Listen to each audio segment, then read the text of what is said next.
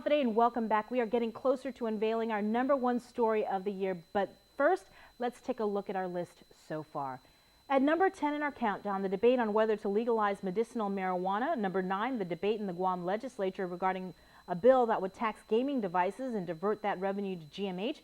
Number 8, Super Typhoon Yolanda. Number 7, the tragic story involving 2 miners who were raped in Dededo by multiple male individuals.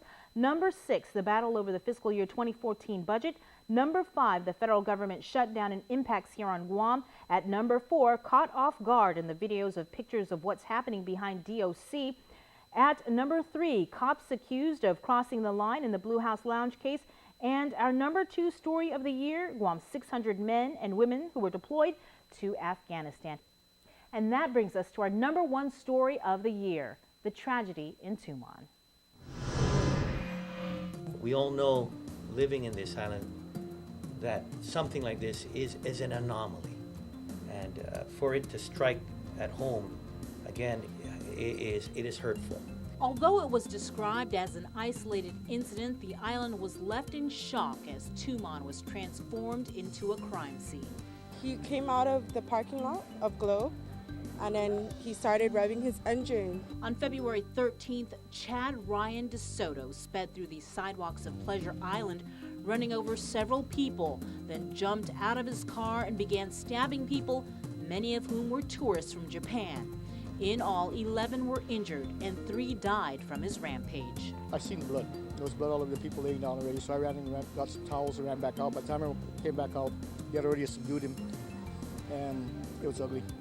It was Sid Tenoso, a security guard just coming off shift, who saw what was happening and began chasing DeSoto and finally brought him down and subdued him before the police arrived. When you see stuff like that, you don't try to be a hero or anything. You just automatically, you can do what you can only do. It just happens. DeSoto's case continues to move through the legal system. He faces multiple murder and aggravated assault charges.